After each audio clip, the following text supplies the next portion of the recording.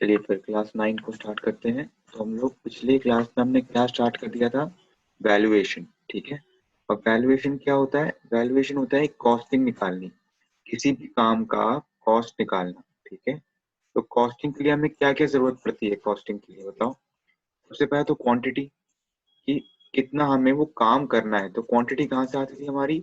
Quantity आती थी हमारी डिटेल एस्टिमेट से। ठीक है, हमारा डिटेल एस्टिमेट हम निकालते थे, हमने पहले यूनिट में निकाला, उससे हमारी क्वांटिटी आ गई थी।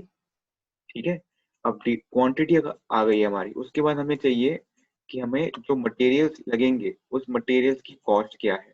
ठीक है, ठीक है, उस मटेरियल्स की कॉस्ट आपको ज्यादा ध्यान नहीं देना है। क्वेश्चन अगर होगा तो मटेरियल का कॉस्ट ऑलरेडी उसमें गिवन होगा।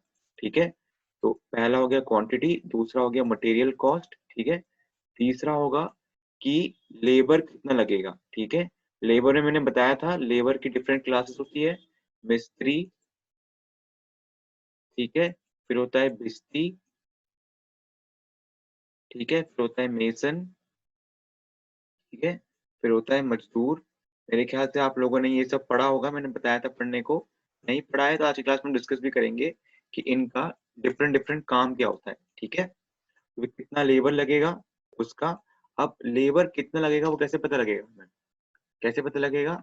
वो मैंने बताया था आपको कि हर काम के हिसाब से हर कैटेगरी का लेबर के कितने लोग लगेंगे, वो हमने कितने का डिस्कस किया था। जैसे अर्थवर्क के लिए कितना लगेगा, कंक्रीटिंग के लिए कितना लगेगा, वैसे ही दो चार और एग्जाम्पल आज देखेंगे हम।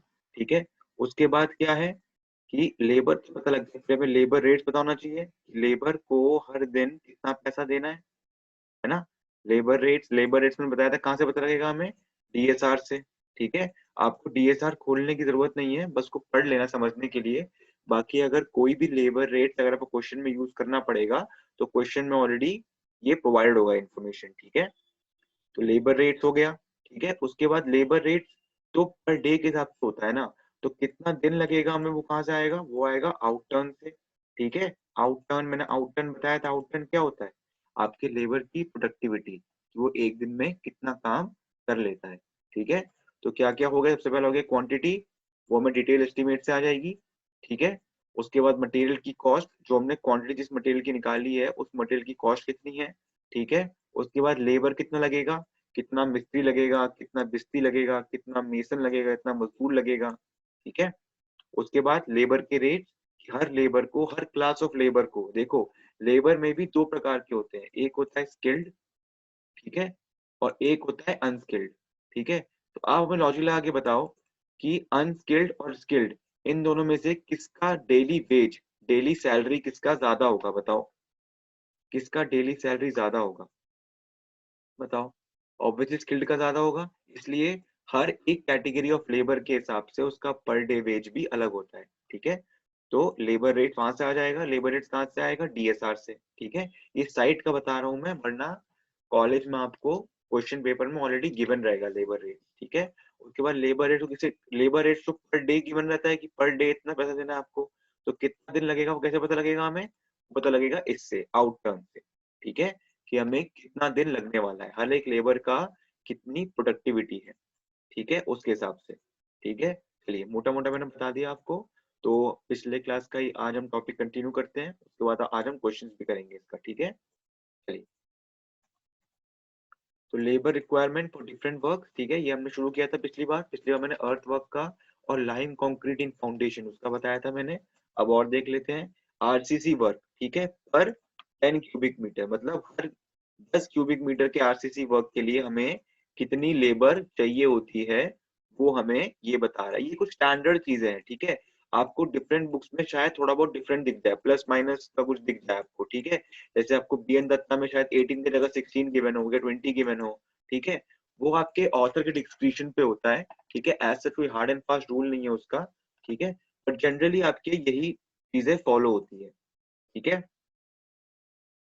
ठीक है, तो ये क्या बता रहा है? आरसीसी वर्क, हर 10 क्यूबिक मीटर के आरसीसी वर्क के लिए मजदूर कितने चाहिए हमें? 18। मिस्त्री कितने चाहिए? 4। मेसन कितने चाहिए? 3। And head mason is half. Head mason कुछ नहीं है, एक टाइप ऑफ लीडर समझ लो इसको। ठीक है, तो इसके बाद एक्सपीरियंस ज्यादा होता है उसको हम हेड मेसन बना देते हैं। ठीक है, इसका एक्सपीरियंस ज्यादा होता है उसको हम हेड मेसन बना देते हैं, और कुछ नहीं, ठीक है, और कुछ नहीं होता उसमें, ठीक है ना। इसको बस अंदाजा होता है कि इनके अगर कोई प्रॉब्लम आई तो कैसे उस प्रॉब्लम को हम डील कर सकते हैं, ठीक है। तो मेसन क्या होता है, मेसन आपका जो ब्रिक वर्क, ठीक है, जो ब्रिक वर्क करता है आपका, जो ईंट बिछाता है, ठीक है, या फिर कंक्रीट है तो कंक्रीटिंग, जो मेन कंक्रीटिंग करने के बाद जो आपके कंक्रीट सेक्शन को फिनिशिंग देगा, कॉम्पैक्शन करेगा, उसको हम मेसन बोलेंगे, ठीक है। मिस्त्री कौन होता है, मिस्त्री आपका जनरली वो होता है जो आपका पानी उठाता है, ठीक है, वाटरमैन समझ लो इसको, वाटरमैन, ठीक है।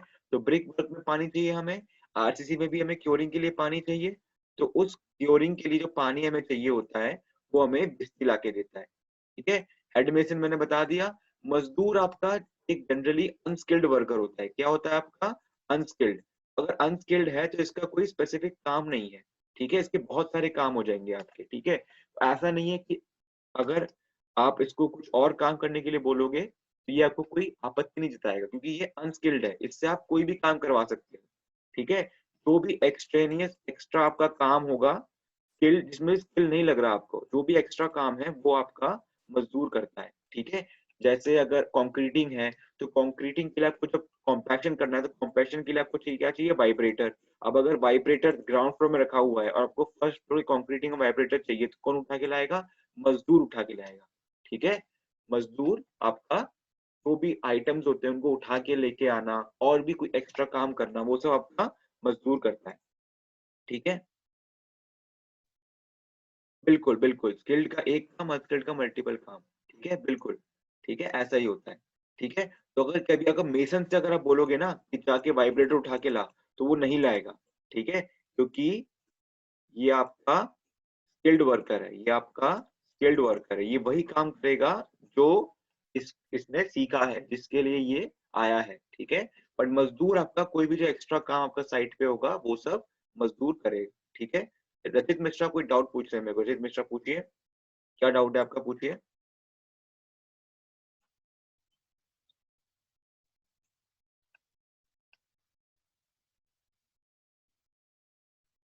35/36 का इसका मतलब क्या है सर? फॉर एग्जाम्पल एक प्लॉट है 35/36, का मतलब क्या है 35/36 का वैसे, क्या मतलब है? 35/36 मतलब अब 36, 35 क्रॉस 36 का बोल रहे हैं, ठीक है, साइज है, उसके बाद बताओ क्या क्वेश्चन क्या है।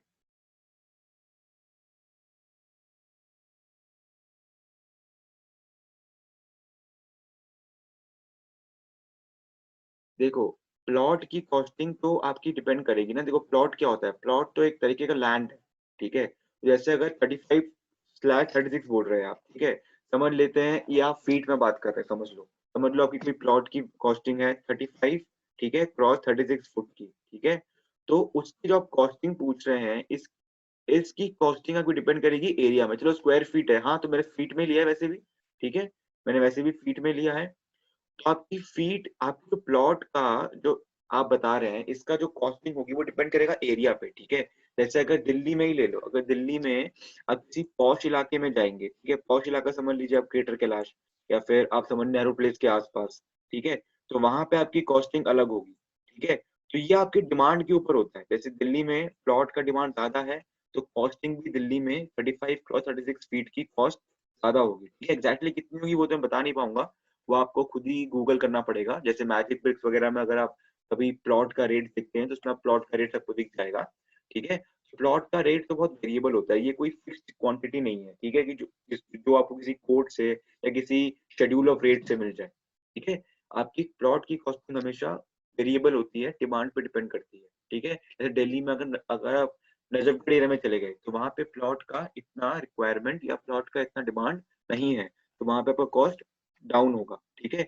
आप हल्का अंदाजा लगा सकते हो कि कॉस्ट ज्यादा होगी या कम होगी, ठीक है। बाकी जो एग्जैक्ट कॉस्ट होगा वो तो आपके मार्केट रेट पे डिपेंड करेगा कि कितना डिमांड है वहां पे, और वो आपको फिर वहां पे या तो लोकल अथॉरिटीज से या फिर आपको मैजिक ब्रिक वगैरह से देखना पड़ेगा, ठीक है। It varies from place to place, बिल्कुल सही ऋषभ कुशवाहा, ठीक है। चलिए क्लियर करते हैं इसको। आरसीसी वर्क का देख लिया हमने, तो इसमें आरसीसी वर्क में आपका हर 10 क्यूबिक मीटर के आरसीसी वर्क में कितना लग रहा है, आपके 4 मिस्त्री लग रहे हैं, 3 मेसन लग रहा है, 18 नंबर के मजदूर लग रहे हैं और half number of head mason लग रहा है। ये हाफ नंबर का मतलब क्या होता है? हाफ नंबर का मतलब ये है कि ये जो हेड मेसन है ना, ये हेड मेसन 20 मीटर क्यूब की आरसीसी का लीडरशिप, हेड मेसन की लीडरशिप के लिए है, तो 20 मीटर क्यूब की आरसीसी का वर्क ये एक दिन में कर लेता होगा, ठीक है, इन 1 डे। ठीक है, इसलिए जब यहाँ पर हम लिख रहे हैं कि हमें 10 क्यूबिक मीटर ही कराना है, इसलिए हमने हेड मेसन को हाफ नंबर कर दिया। ठीक है, और मैंने क्या बताया था, एक दिन में कितना घंटे काम करते हैं लोग? 8 घंटे। इसका मतलब है कि 8 घंटे में head mason 20 metre cube of RCC का काम कर लेता है, बट जो कि यहाँ पे सिर्फ 10 क्यूबिक मीटर का है, इसलिए हम हेड मेसन को हाफ नंबर ही यहाँ पर रिक्वायरमेंट में डालेंगे। ठीक है, ठीक है, हाफ डे, बिल्कुल सही, हाफ डे। ठीक है, तो मतलब ये नहीं कि आधा इंसान काम कर रहा है वहां पे, बस ये है कि उसकी जो वेज होगी, अगर वेज 400 रुपीज पर डे है इसका, तो अगर ये सिर्फ 10 किलोमीटर काम कर रहा है तो हम 4 रुपीज नहीं देंगे इसको, 200 रुपीज देंगे। ठीक है, तो उसके लिए क्या करना होगा इसको, या तो जहाँ पे 10 किलोमीटर काम कर रहा है ये, एक और जगह पे भी 10 किलोमीटर का और काम ये कर ले आरसीसी का, तो वहां पर इसके 200 रुपये और आ जाएंगे और इसका उतना कम हो जाएगा। ठीक है, बिल्कुल बिल्कुल, रिकॉर्डिंग भेज दी जाएगी, कोई दिक्कत नहीं है। ठीक है, चलिए, फिर अब रीइंफोर्समेंट वर्क फॉर आरसीसी पर क्विंटल।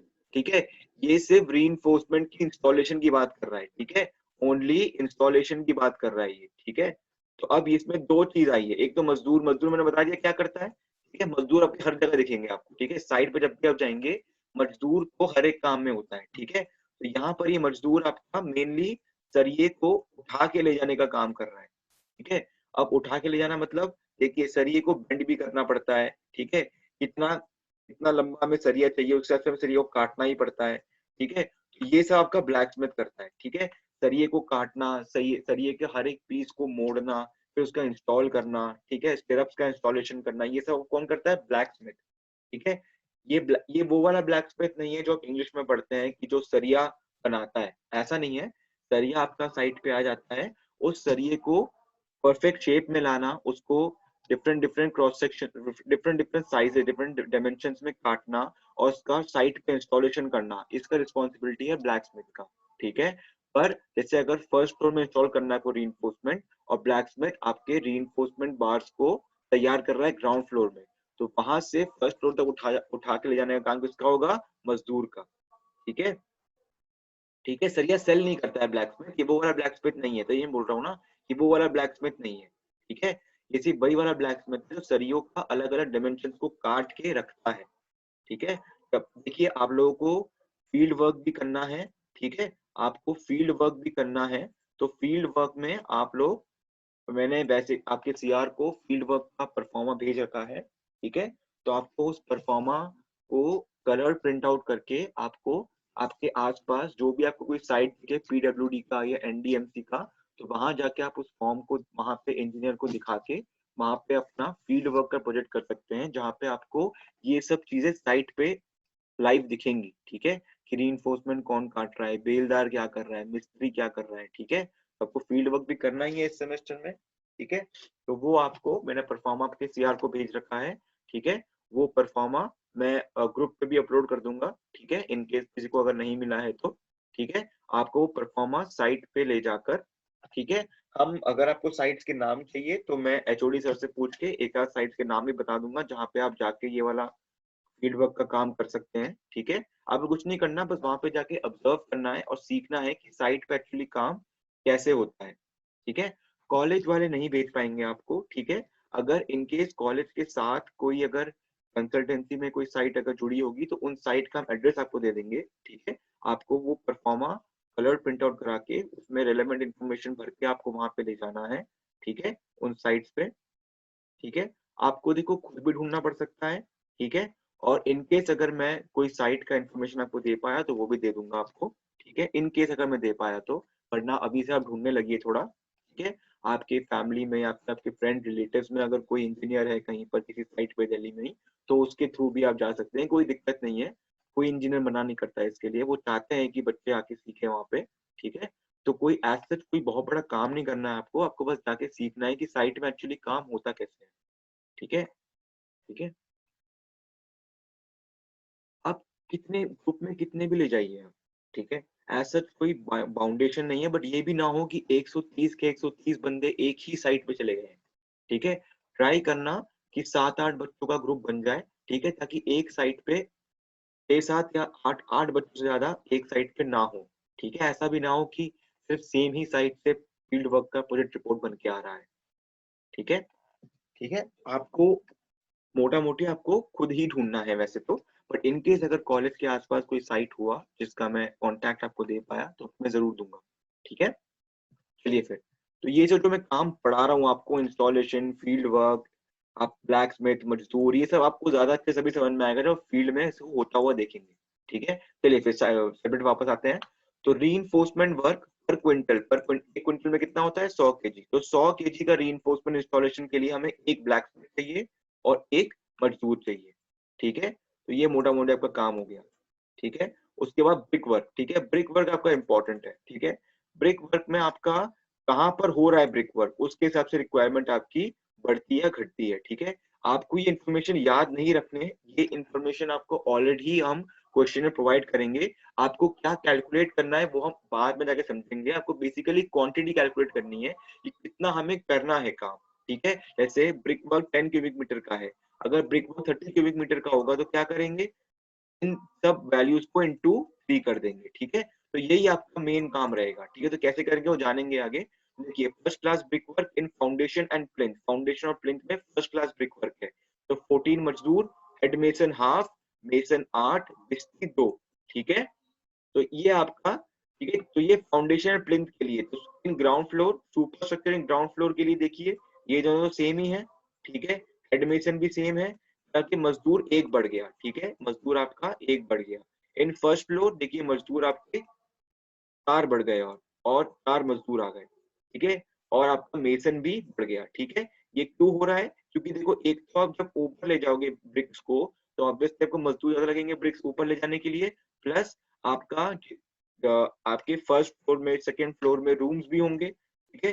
रूम्स का नंबर भी बढ़ेगा, तो अगर रूम्स का नंबर बढ़ेगा दीवारें और बनेंगी, तो अगर दीवारें और बनेंगी तो ऑब्वियस सी बात है आपके मेसन भी और लगेंगे, ठीक है। बस सिंपल लॉजिक है, आपको ये वैल्यूज याद नहीं रखनी, ठीक है।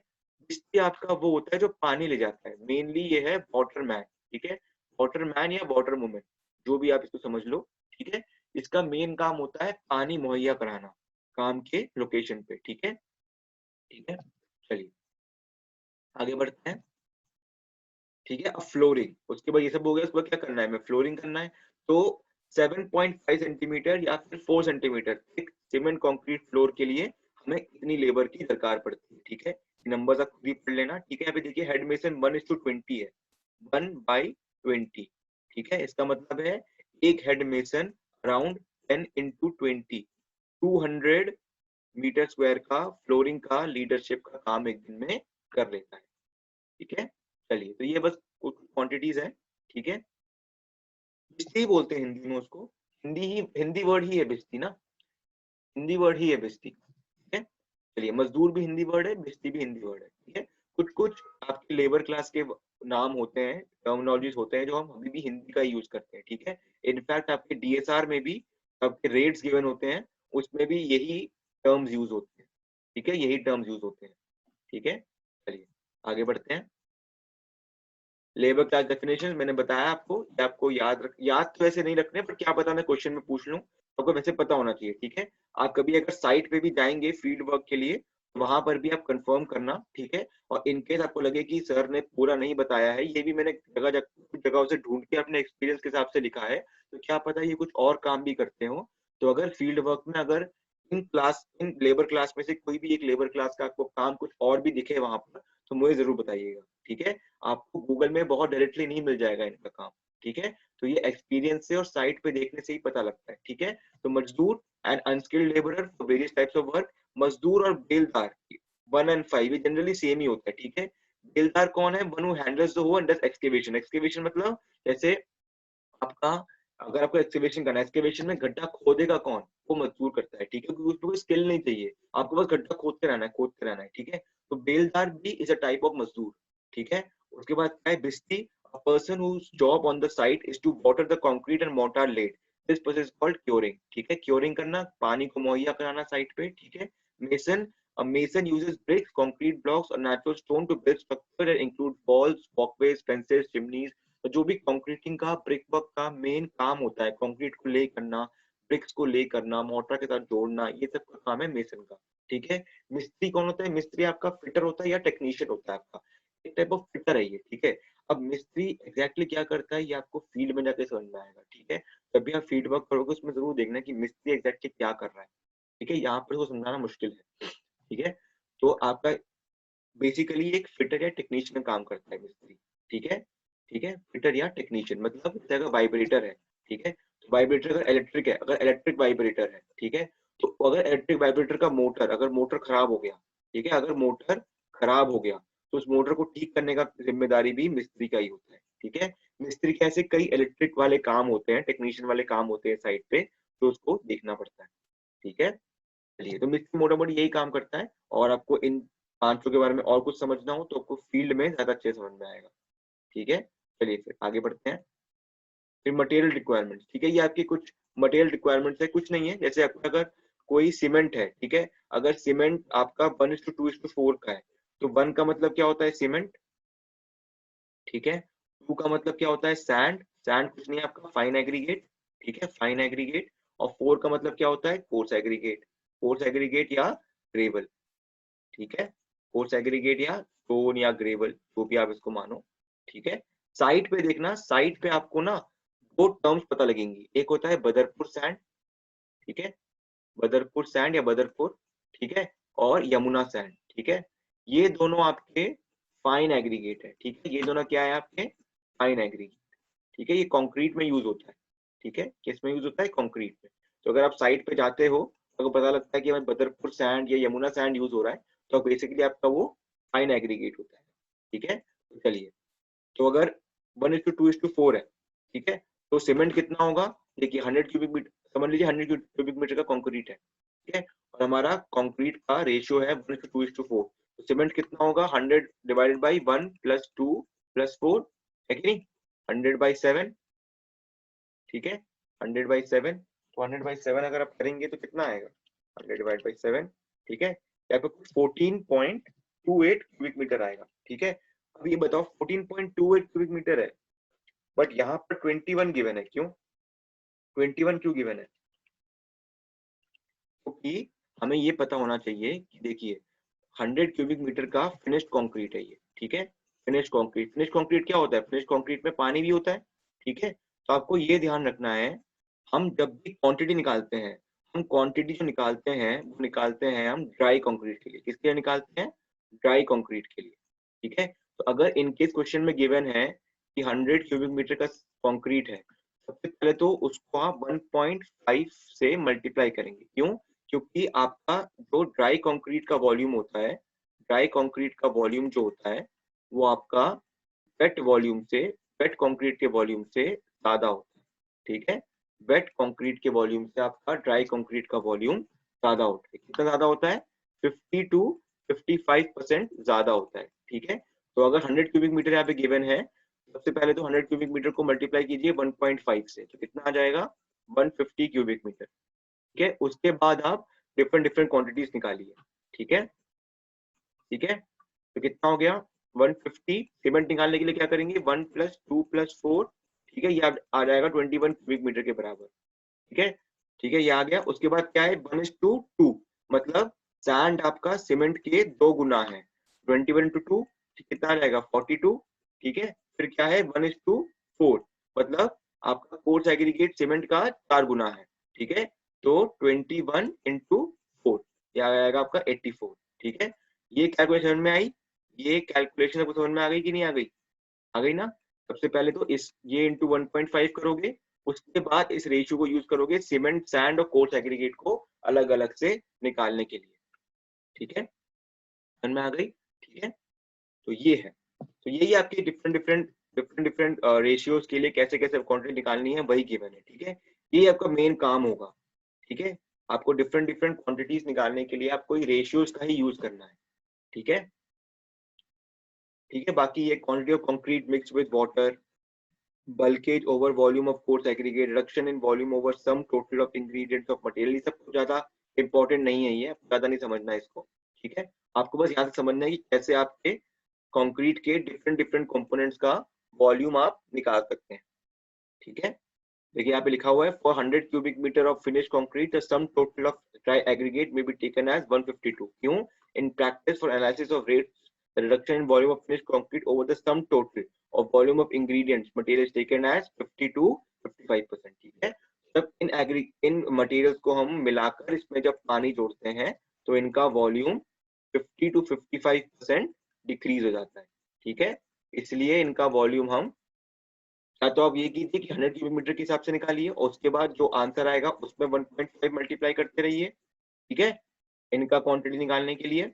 ठीक है, या फिर शुरुआत में ही इसको 1.5 से मल्टीप्लाई कर दीजिए और उसके हिसाब से रेशियो के हिसाब से इनका अलग अलग डिफरेंट डिफरेंट वॉल्यूम निकालिए। ठीक है, चलिए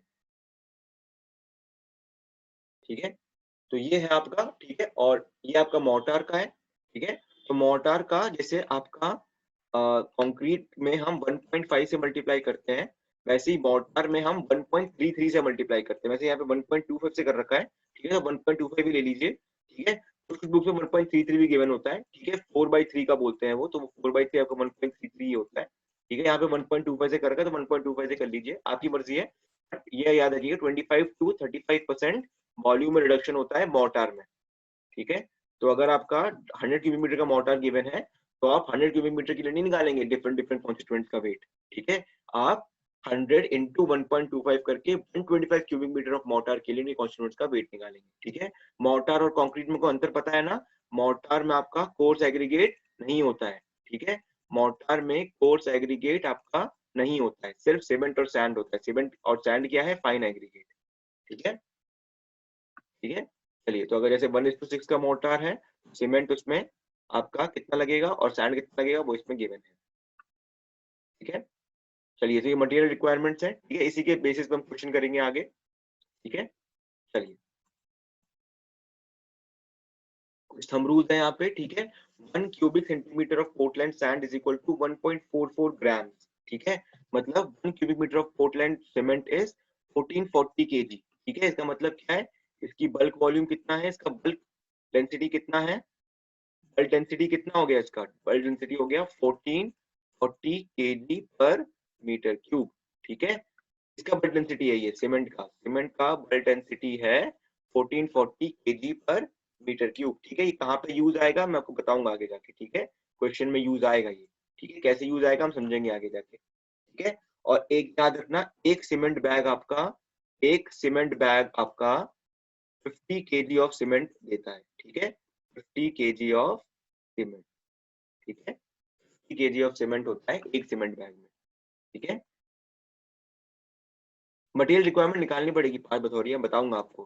ठीक है, चलिए, तो 1 cubic centimetre of Portland cement is equal to 30 bags for practical purposes. ठीक है, कैसे आएगा आप निकाल लेना। ठीक है, 1440 kg है। ठीक है, तो और 50 kg एक बैग में होता है। ठीक है, एक बैग में 50 kg होता है, तो 1 मीटर क्यूब में कितना होगा? 1440 kg होगा। तो 1440 डिवाइडेड बाई 50 अगर आप करेंगे तो कुछ 29 के आसपास आएगा, तो अप्रोक्सीमेटली 30 kg 30 बैग्स ही मानते हैं उसको। ठीक है, ठीक है, ठीक है, तो 1 bag of 50 kg is equal to 0.034 cubic metre. ठीक है, आपके कुछ जनरल थंब रूल्स है, आपको वैसे भी बस आपको सीमेंट की डेंसिटी याद रखनी है 1440 kg पर मीटर क्यूब, उससे आपका सब कुछ ये भी डिराइव हो जाएगा, ये भी डिराइव हो जाएगा। ठीक है, और एक एक बैग में कितना सीमेंट होता है?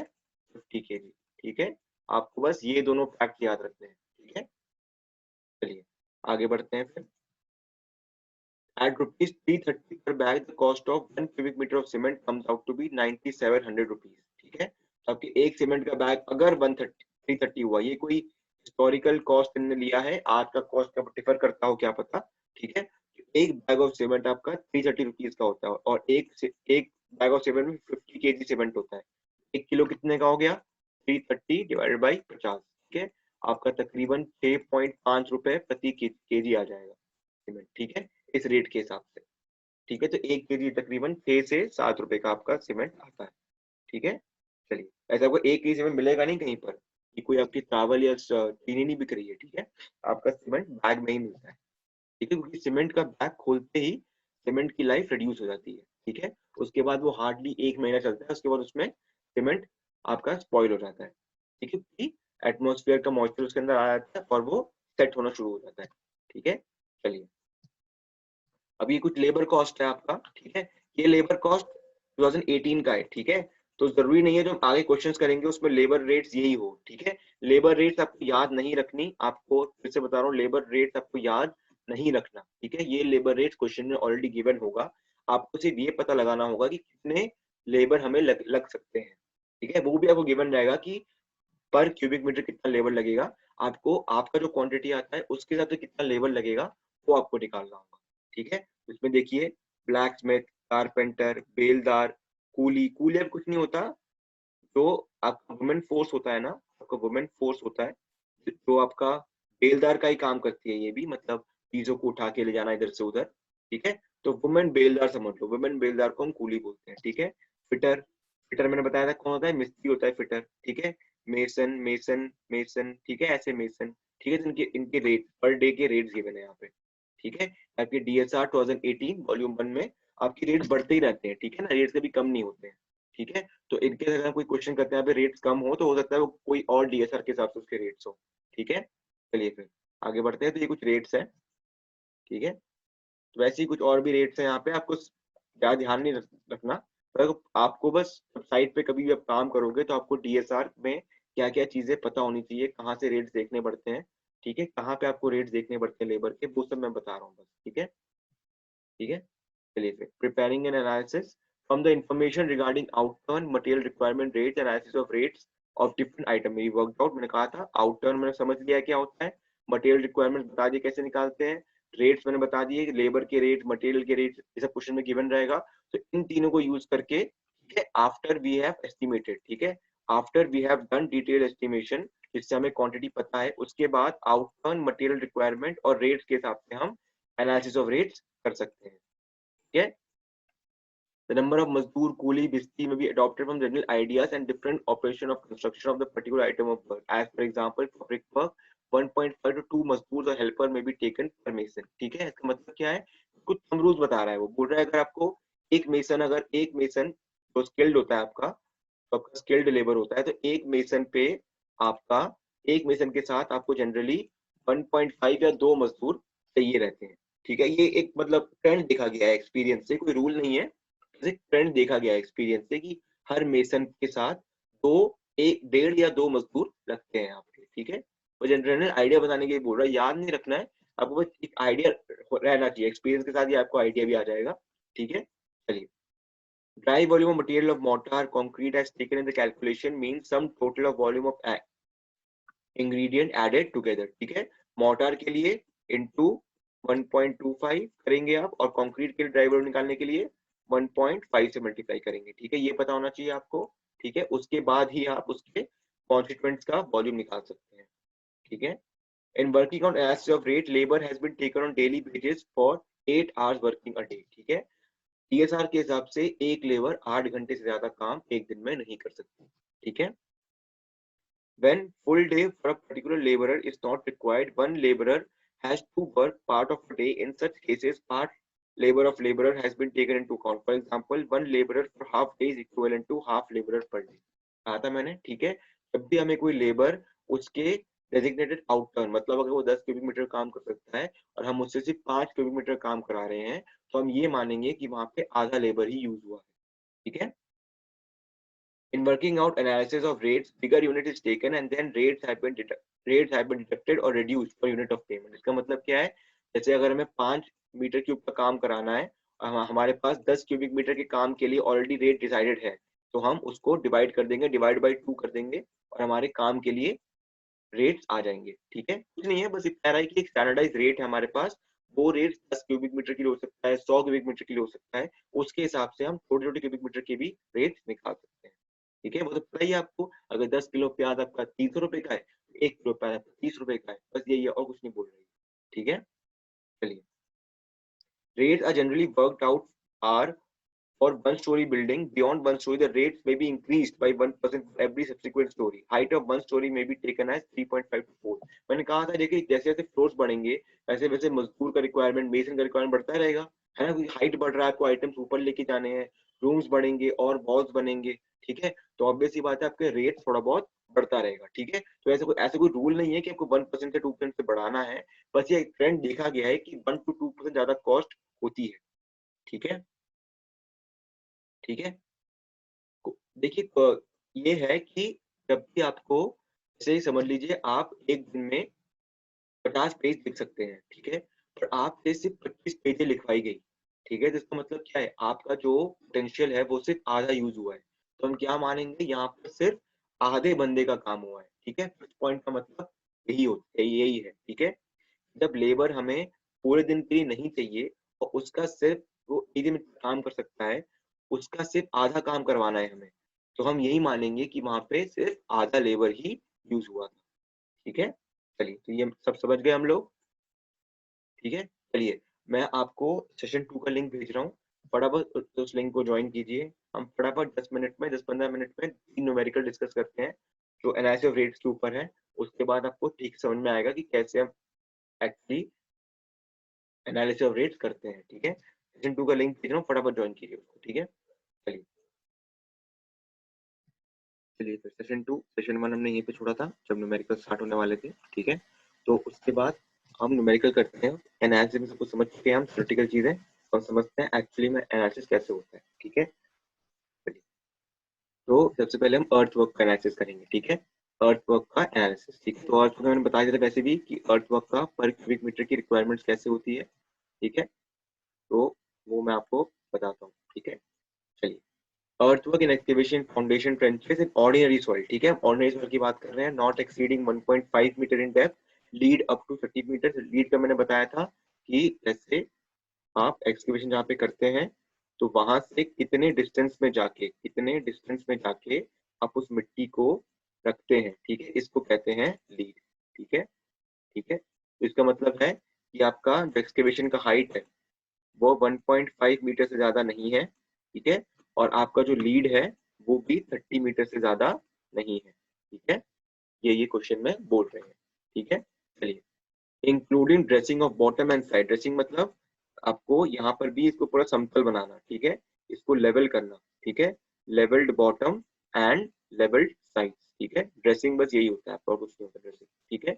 आपके जो पत्थर वत्थर हैं जो भी समतल अगर नहीं है वो, तो उसको प्लेन बनाना, ठीक है, बस ये होता है ड्रेसिंग, ठीक है। तो यूनिट हम ले रहे हैं 1 क्यूबिक मीटर का यूनिट ले रहे हैं, ठीक है, मैंने बताया था कोई यूनिट वॉल्यूम लेते हैं, ठीक है। चलिए, फिर consider 10 cubic metre of earthwork, हम 10 क्यूबिक मीटर ऑफ अर्थवर्क मान रहे हैं, ठीक है। तो ये आपका है, ठीक है। मैंने पहले भी आपको अर्थवर्क रिक्वायरमेंट्स में बताया था क्या रिक्वायरमेंट्स होती है, तो आपको सिर्फ मजदूर चाहिए इसमें, सिर्फ आपको बेलदार चाहिए, ठीक है, कि आपकी खुदाई भी कर लेगा और लेकर भी चलाएगा मिट्टी, ठीक है, और तो कुछ चाहिए नहीं, मेसन की जरूरत भी नहीं है, बिस्ती की जरूरत भी नहीं है, कुछ चाहिए नहीं है, हमें बस एक बंदा चाहिए जो खुद फावड़े से खुदाई कर दे और उस खुदाई के मटेरियल को लेकर चले जाए, बस हमें यही चाहिए। तो हमें हमें 10 क्यूबिक मीटर के अर्थवर्क के लिए हमें 3.25 मजदूर चाहिए, ठीक है। और मजदूर का रेट ये आपका डीएसआर 2013 के हिसाब से है, ठीक है।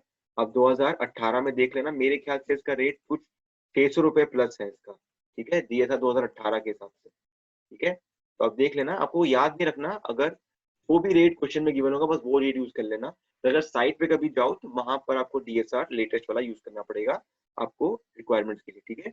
तो बस एक एक बेलदार 297 रुपीज पर डे का चार्ज करता है, ठीक है, और 3.25 बेलदार हमें चाहिए। हम यहाँ पे एज्यूम कर रहे हैं कि 10 क्यूबिक मीटर ऑफ अर्थवर्क हम एक ही दिन में कर रहे हैं, ठीक है, एक ही दिन में हम इसको कर रहे हैं, ठीक है।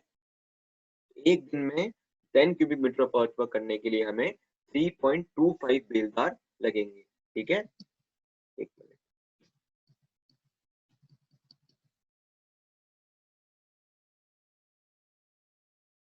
ठीक है, 3.25 बेलदार लगेंगे, 3.25 297 करोगे तो 965.27 कॉस्ट कुछ आ जाएगा, ठीक है। उसमें मैंने बताया था 10% कॉन्ट्रैक्ट प्रॉफिट भी ऐड करना पड़ता है हमें, तो इसी का 10% हम ऐड कर देंगे, तो तकरीबन हमारा 1061.77 रुपीज ये हमारा कॉस्ट आ गई है, ये हमारी कॉस्टिंग आ गई है कितने के लिए, 10 क्यूबिक मीटर ऑफ एक्सकेवेशन करने के लिए एक दिन में, ठीक है, इन 1 डे। तो 1 क्यूबिक मीटर के लिए कितना आएगा, डिवाइड बाय 10 कर दो तो आ गया आपका आंसर, ठीक है। अर्थवर्क का तो इजी हो गया क्योंकि अर्थवर्क में एक ही क्लास ऑफ लेबर है और कोई मटेरियल भी नहीं है अर्थवर्क में, तो ठीक है, तो बस एक ही क्लास ऑफ लेबर है, दैट इज मजदूर। ठीक है। उसके बाद आपका फॉर एवरी एडिशनल लीड, ठीक है, of 30 metre beyond the initial lead, मतलब हर 30 मीटर, ये 30 मीटर की लीड क्या है, 1 मिनट।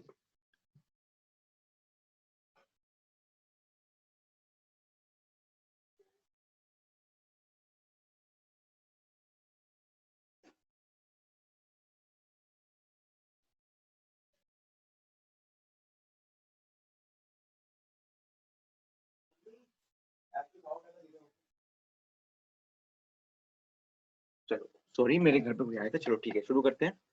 ठीक है, तो ये समझ गए आप लोग, एक ही क्लास ऑफ लेबर इसको यूज कर रहे हैं। ठीक है, यहाँ पे लिखा है कि additional lead of 30 metre beyond, मतलब 30 मीटर के आगे अगर आपको लेके जाना है सॉइल को, ठीक है, तो और आधा मजदूर आप ऐड कर दीजिए। और for every additional lift of 1.5 metre beyond initial lift add 0.5 मजदूर। ठीक है, अगर आपका हाइट 1.5 मीटर से ज्यादा हो गया तो हर 1.5 मीटर की हाइट तक, इसका मतलब क्या है, अगर हमारा समझ लीजिए 4 मीटर का हाइट है, ठीक है, अगर हमारा 4 मीटर का हाइट है तो क्या करेंगे हम, 1.5 मीटर के लिए तो हमारा 3.25 मजदूर है ही, फिर 1.5 ऐड करोगे तो कितना हो जाएगा, 3 मीटर हो जाएगा, तो इसके लिए 0.5 मजदूर और आ गया। ठीक है, उसके बाद 3 से लेके 4, ये 1.5 के अंदर ही आता है, तो 0.5 प्लस और हो जाएगा। ठीक है, तो कितना हो जाएगा, ये 4.25 मजदूर हो जाएगा। ठीक है, 4.25 मजदूर, इसका मतलब क्या है कि अगर आपका 1.5 की जगह 1.6 भी अगर हो गया तो भी आपको आधा मजदूर और ऐड करना पड़ेगा। ठीक है, ठीक है, ये बस और कुछ नहीं है। ठीक है, अगर आपके लीड 30 मीटर से ज्यादा हुआ अगर, और हाइट अगर 1.5 मीटर से ज्यादा हुआ तो कैसे आपको आधा आधा मजदूर ऐड करना पड़ेगा, वो ये बता है। ठीक है, चलिए, ये तो इजी है, अर्थ तो इजी है। अब कंक्रीटिंग का देखते हैं। ठीक है, पहले देखेंगे लाइन कंक्रीट का, फिर देखेंगे नॉर्मल आरसीसी का। ठीक है, चलिए, अब एनालिसिस फॉर कंक्रीट वर्क। ठीक है, तो दो टाइप का कंक्रीट वर्क होता है, एक आपका फाउंडेशन के नीचे जो लाइन कंक्रीट होता है, मतलब पीसीसी। ठीक है, और एक आपका दूसरा एक और कंक्रीट होता है जो आपका आरसीसी होता है। ठीक है, कैलकुलेशन ऑफ, सबसे पहले क्या करना पड़ेगा, पहले तो मटेरियल कैलकुलेट करना पड़ेगा, क्योंकि अर्थ वर्क में तो मटेरियल कैलकुलेट करना नहीं है, अर्थ में तो बस लेबर कैलकुलेट करना है, कितना लेबर लगेगा। बट अगर कंक्रीट में, कंक्रीट दो कंपोनेंट हो गए कॉस्टिंग के, सबसे पहले होगा मटेरियल, कि मटेरियल की कॉस्ट कितनी है। ठीक है, और उसके बाद होगा लेबर। ठीक है, लेबर कॉस्ट। तो आप यहाँ पे दो कॉस्ट आ जाएंगे, मटेरियल कॉस्ट और लेबर कॉस्ट, दोनों को प्लस करने के बाद इसका आपका टोटल कॉस्ट आएगा। ठीक है, ठीक है ना, ये कंक्रीट में आपके डिफरेंट मटेरियल यूज हो रहे हैं, सीमेंट यूज हो रहा है आपका, फाइन एग्रीगेट यूज हो रहा है, कोर्स एग्रीगेट यूज हो रहा है। ठीक है, तो उन सबकी कॉस्टिंग अलग अलग आएगी आपकी, इसलिए तो मटेरियल कॉस्ट का एक अलग फैक्टर आ जाता है। ठीक है, चलिए, वॉल्यूम ऑफ वेट कंक्रीट समझ लीजिए 10 क्यूबिक मीटर का है। ठीक है, इंक्रीज 55% फॉर ड्राई कंक्रीट, मैंने बताया था वेट कंक्रीट का वॉल्यूम अगर 10 क्यूबिक मीटर है तो इससे 1.5 टाइम्स ज्यादा ही होगा आपका ड्राई कंक्रीट का वॉल्यूम। ठीक है, तो वॉल्यूम ऑफ ड्राई कंक्रीट कितना हो गया, 15.55 क्यूबिक मीटर। ठीक है, हमने 1.55 से मल्टीप्लाई कर दिया। ठीक है, 0.5 से लेके 0.55 होता है, 15.55 क्यूबिक मीटर हमने मान लिया ड्राई कंक्रीट का वॉल्यूम। ठीक है, अब इसके बाद हमें क्या चाहिए, हमें रेशियो चाहिए। ठीक है, cement is to fine aggregate is to coarse aggregate का रेशियो चाहिए। ठीक है, तो वो रेशियो देख लेते हैं क्या है। ठीक है, तो समेशन ऑफ प्रोपोर्शन, अब प्रोपोर्शन पता तो होना चाहिए ना, तो हमने मान लिया सीमेंट कंक्रीट ऑफ प्रोपोर्शन 1:4:8। ठीक है, 1:4:8 का सीमेंट प्रोपोर्शन है आपका। ठीक है, तो उसके लिए आपको कितना लगेगा। ठीक है, चलिए, तो 15.55 डिवाइडेड बाई 1+4+8, सीमेंट का आ गया। ठीक है, सीमेंट का आ गया 1.2 क्यूबिक मीटर। ठीक है, 1.2 क्यूबिक मीटर। ठीक है, ये 36 बैग कैसे हुआ ये आपको पता होना चाहिए, मैंने थंब रूल में पढ़ाया था आपको कैसे होगा। ठीक है, आपको खुद ही आ जाएगा, 1 क्यूबिक मीटर आपका 30 बैग लेता है। Bulk density of cement is, 1500 लिखा हुआ है, मैंने कितना पढ़ाया था एग्जैक्टली कितना होता है, 1440 केजी पर मीटर क्यूब। ठीक है, बट कुछ जगहों पे हम लोग 1500 भी ले लेते हैं, इसलिए मैंने आपको एक जनरल, ज्यादा आसान रखने के लिए, उसको याद रखने के लिए 1500 बता दिया। ठीक है, and 1 bag of cement weighs 50 kg. ठीक है, तो उसके हिसाब से आपका 1.2 क्यूबिक मीटर में आपके 36 बैग लग जाएंगे। ठीक है, 36 बैग ऑफ सीमेंट, और हर बैग में आपका 50 केजी होता है। ठीक है, तो इतना आपका सीमेंट बैग लग जाएंगे। ठीक है, उसके बाद अब सैंड कितना होगा, अब 1:4:8 है, तो सैंड आपका क्या होता है, फाइन एग्रीगेट। ठीक है, तो ये 4 टाइम्स सीमेंट है, तो 4 इंटू 1.2, 4.6 आ गया। और एग्रीगेट क्या है, और कोर्स एग्रीगेट क्या है, 8 है, तो बस 8 इंटू 1.2 9.6 आपकी मटेरियल की क्वांटिटी आ गई मटेरियल की। अब मटेरियल की क्वांटिटी की रेट्स क्या है, ठीक है, एग्रीगेट कितना रुपए पर क्यूबिक मीटर है, सैंड कितना रुपए पर क्यूबिक मीटर है, सीमेंट कितना रुपए पर बैग है, ये सब आपको क्वेश्चंस में गिवन रहेगा, ठीक है। ये आपको निकालना है, ये आपको खुद कैलकुलेट करना है पेपर में, ठीक है। उसके बाद इनके हर क्यूबिक मीटर की कॉस्टिंग क्या है वो सब क्वेश्चन में गिवन रहेगा आपको, ठीक है। इनकेस अगर ना गिवन रहे तो आप खुद कुछ भी एज्यूम कर लेना, 100 रुपए, 10 रुपए, 5 रुपए, कुछ भी एज्यूम कर लेना, ठीक है, क्योंकि गिवन है नहीं तो कैसे बताएंगे, और आपको एक्सपीरियंस है फील्ड का, ठीक है। तो अगर ना गिवन है कुछ भी मान लेना, वरना आपको रेट्स गिवन रहेंगे, ठीक है। तो यहाँ पर आके आपका पार्ट ये आपको कैलकुलेट करना है, ये वाली चीज, ठीक है। चलिए,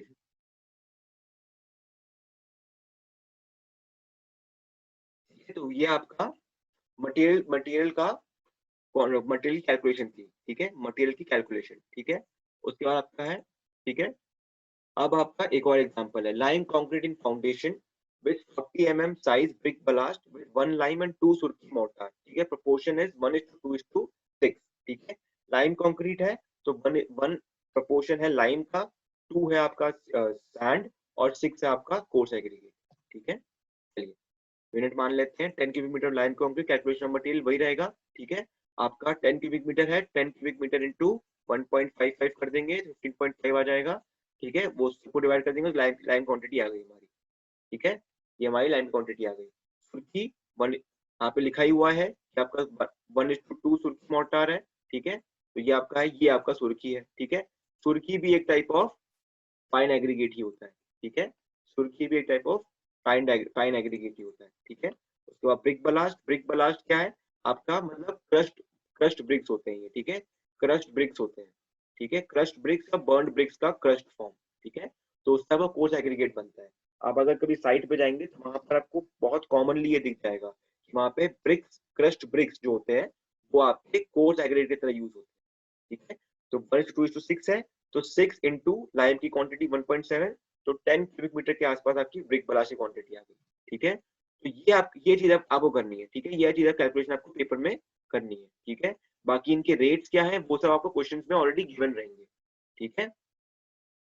चलिए, तो ये आपकी क्वांटिटीज आ गए थे, ये आपको खुद खुद करने थे मटेरियल, ठीक है। तो ये आपकी मटेरियल आ गए, रेट्स है क्वेश्चन में, ये क्वेश्चन गिवन रहेगा आपको, ठीक है।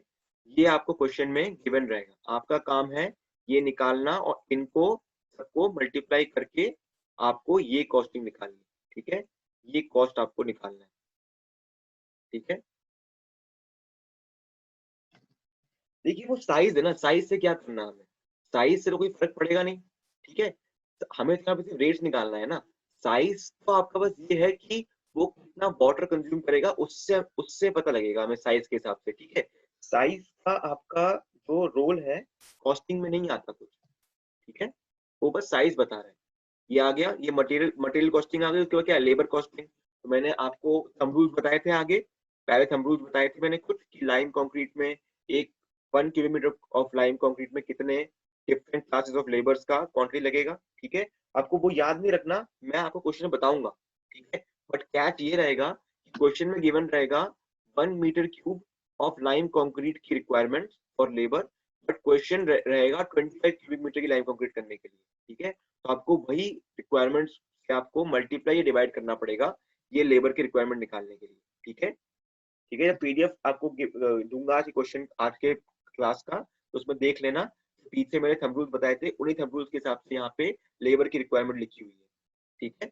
तो मजदूर बेलदार मैंने बताया था, कूली कुछ नहीं है आपका, वुमेन मजदूर होता है, कुछ नहीं होता कूली, ठीक है। तो बस क्वांटिटी बता दी उनकी, ठीक है। रेट्स तो यहाँ पर गिवन है, ये रेट्स मोस्ट प्रोबेबली डीएसए 2018 में इससे ज्यादा का रेट्स गिवन होगा, ठीक है। तो वो रेट अगर आपको हम मुझे नए वाले डीएसआर से कैलकुलेट करवाना पड़ेगा तो मैं नए वाले डीएसआर का रेट दूंगा, ठीक है। बाकी ये रेट भी आपको क्वेश्चन में गिवन रहेंगे, ठीक है।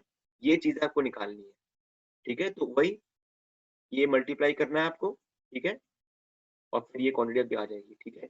और सनराइज ये सब क्या होता है, सनराइज कुछ नहीं है आपके, सनराइज वो काम होते हैं जिनकी कॉस्टिंग बहुत ही लो होती है, ठीक है। होते बहुत सारे काम है ऐसे, सनराइज छोटे छोटे काम होते, छोटे मोटे काम होते हैं, और उनकी कॉस्टिंग एज सच अलग अलग से निकालना कोई जरूरी नहीं होता। लमसम कॉस्ट हम मान लेते हैं कि 1000 रुपए और शायद लग जाए कुछ एक आध काम और में, ठीक है, तो वो हम ऐसे जोड़ लेते हैं, ठीक है।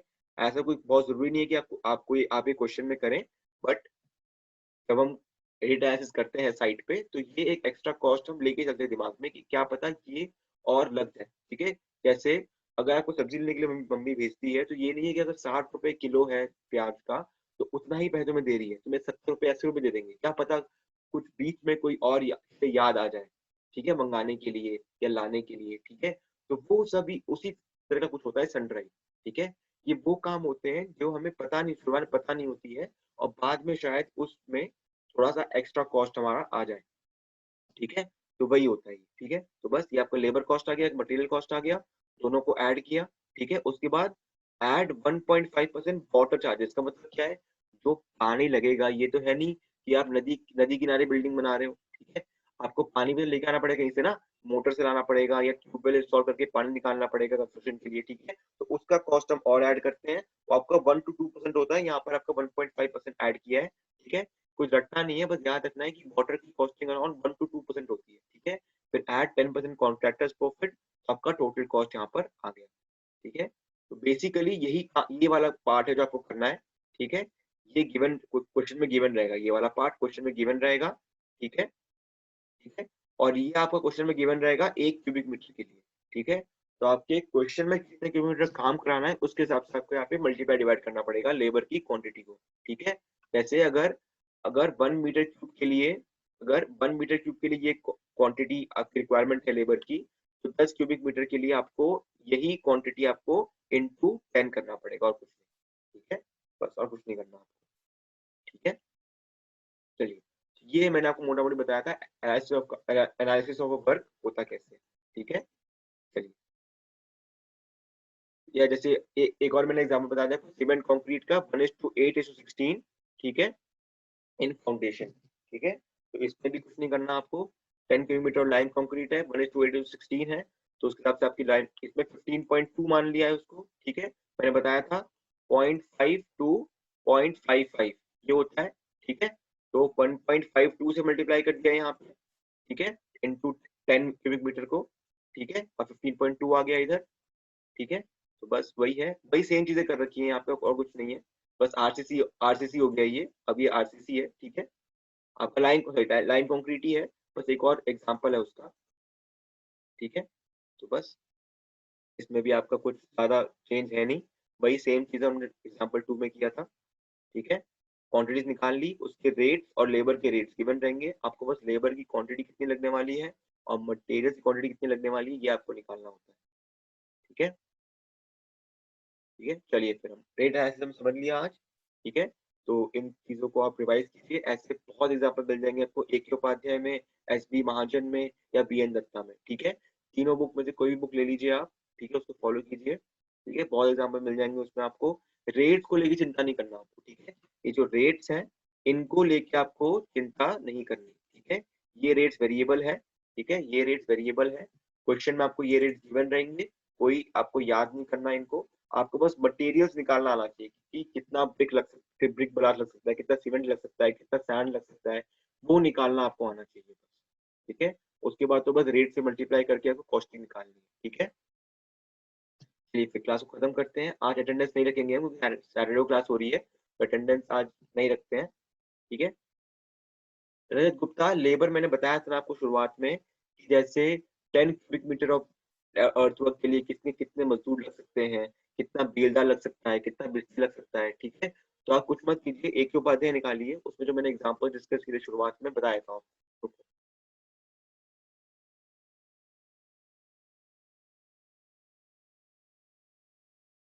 ये मैंने बताया था ना। देखिए सीमेंट सीमेंट कंक्रीट में पर 10 क्यूबिक मीटर में इतने मजदूर, इतने मेसन, इतने हेड मेसन लगते हैं, ठीक है। तो ये जो क्वांटिटी है आपकी, ये जो है ये आपको क्वेश्चन में गिवन रहेगा, ठीक है, ये गिवन रहेगा क्वेश्चन में, ठीक है। तो क्वेश्चन में क्वांटिटी के हिसाब से आपको इन नंबर्स में मल्टीप्लाई या डिवाइड करना है, ठीक है, उससे आपको लेबर की क्वांटिटी आ जाएगी, लेबर की रेट्स भी गिवन रहेंगी क्वेश्चन में, ठीक है। तो उससे को मल्टीप्लाई करके लेबर की कॉस्टिंग आ जाएगी, ठीक है, ठीक है। चलो मेरे ख्याल समझ में आ गया है। ठीक है, चलिए फिर क्लास को खत्म करते हैं। अटेंडेंस नहीं रखेंगे यार क्योंकि वीकेंड में क्लास हो रही है। अगले हफ्ते ट्यूसडे या वेडनेसडे को आपकी एक प्रैक्टिकल की क्लास होगी। ठीक है, प्रैक्टिकल की क्लास के लिए फिर से रिपीट करता हूँ, कॉलेज में आने की जरूरत नहीं है। यूएसवी का प्रैक्टिकल आपका ऑनलाइन ही होगा। अगले वीक ट्यूसडे या वेडनेसडे को रंजू मैम आपकी प्रैक्टिकल क्लास लेगी ऑनलाइन जूम पे। इसमें कुछ एक दो क्वेश्चन आपके एस्टिमेशन के, डिटेल एस्टिमेशन के डिस्कस होंगे। ठीक है, ट्यूसडे या वेडनेसडे को। ठीक है, फिर अगले हफ्ते थर्सडे और फ्राइडे को आपका ऑफलाइन क्लास होगा। ठीक है, थर्सडे एंड फ्राइडे को ऑफलाइन क्लास होगा। यही चलता रहेगा आपका हर वीक। ठीक है, थर्सडे एंड फ्राइडे को ऑफलाइन क्लास एंड ट्यूसडे या वेडनेसडे को एक प्रैक्टिकल क्लास। ठीक है, कोई नहीं, मैं आपके सीआर को भेजता रहूंगा। ठीक है, आपका सीआर आपके ग्रुप पे हमेशा शेयर कर देगा। ठीक है, बिल्कुल बिल्कुल रजत गुप्ता, क्वेश्चन में आपके मटेरियल का रेट और लेबर का रेट गिवन रहेगा। ठीक है, चलिए क्लास को खत्म करते हैं। अगले वीक ट्यूसडे वेडनेसडे को आपका प्रैक्टिकल क्लास होगा। ठीक है, ऑफलाइन क्लास अभी नहीं होगी। ठीक है, नहीं नहीं नहीं, कोई कोई कंपल्शन नहीं है, ऑफलाइन क्लास तो बिल्कुल कंपल्सरी नहीं है। आपको फीवर है तो आपके लिए तो बिल्कुल भी कंपल्सरी नहीं है। ठीक है, ठीक है, कोई अभी कॉलेज में कोई ऑफलाइन क्लास अभी नहीं होगी क्यूएससी की। ठीक है, अगर मेरे को कोई डाउट क्लास स्पेशली लेनी होगी तो मैं आपको बता दूंगा। ठीक है, अभी इस वीक, नेक्स्ट वीक और उसके नेक्स्ट वीक फरवरी में कोई ऑफलाइन क्लास नहीं होगी। ठीक है, इन केस अगर ऑफलाइन क्लास लेनी होगी और डाउट्स के लिए तो मैं बता दूंगा, मार्च में लेंगे हम। ठीक है, अभी आप घर पे रहिए, ऑनलाइन क्लास कीजिए। ठीक है, नेक्स्ट वीक प्रैक्टिकल क्लास कीजिए। उसके बाद उसके नेक्स्ट वीक अगर मेरे को डाउट क्लास लेनी होगी ऑफलाइन तो बता दूंगा मैं आपको। ठीक है, इस कमिंग वीक सब कुछ ऑनलाइन ही होगा आपका। ठीक है, चलिए क्लास को खत्म करते हैं। डाउट्स होंगे तो बता दूंगा कब मैं डाउट क्लास ले सकता हूँ ऑफलाइन। ठीक है, चलिए, ओके, बाय बाय।